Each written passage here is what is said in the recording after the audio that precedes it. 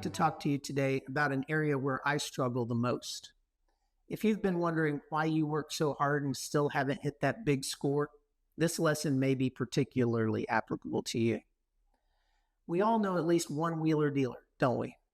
It's the person who has 7 different projects going, all of which have unlimited potential, at least to hear them tell it. These people face 2 significant dangers. The first is that they will get multiple opportunities started and then fail to finish them, or take longer to get them done than reasonable. This means that very little or no value is created in the process. This can lead to damaging the relationships that brought them the opportunity. In the project management world, we call this overpromising and underdelivering. The second danger they face is that they do create value and kill themselves getting everything done to the expectations of others. Unfortunately, those others capture the greatest value portion. Both of these situations lead us to a condition where we're overworked and underpaid.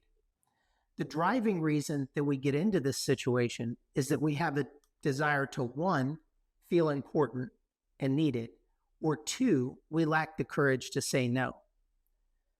Failing to say no to the good things prevents you from being able to do the great things. Since you have a finite amount of time, you have to monitor it to ensure that your core values are not being sacrificed for something less important. I'm not saying that you have to turn down the opportunity. I'm saying that if you're going to take on multiple opportunities, then you have to learn how to utilize other resources. Combining focused effort with multitasking is a system of prioritization and scheduling. Remember, unless you create a mechanism that perpetually creates value, you can't create a lifestyle that perpetually produces pleasure.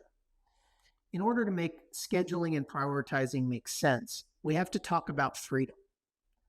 Seeking to obtain wealth is ultimately about freedom. We want the freedom to pursue the activities that make us happiest. We want the freedom to spend our time at our own discretion. We want the freedom to express the ideas that mean the most to us. In the economy of life, time and money are interchangeable. When we are born into this world, the only commodities we have are our time, our mind, and our bodies. How we allocate these resources determines our quality of life. Since the body can only contribute so much, most of us are left with trying to optimize our time and our mind. To do this, we must first train our minds to recognize temporary self-sacrifice. This is the key to developing long-term or repeatable value. Time management is very much like money management. You can spend your time or money on creating short-term pleasures, but that's a consumption mentality. True wealth builders invest a substantial portion of their money in assets that create future wealth. The same is true with their time. Wealth builders invest their time in ways that produce future benefits. Some examples that you can borrow from wealth builders include: first, training delegates so that you can delegate tasks later.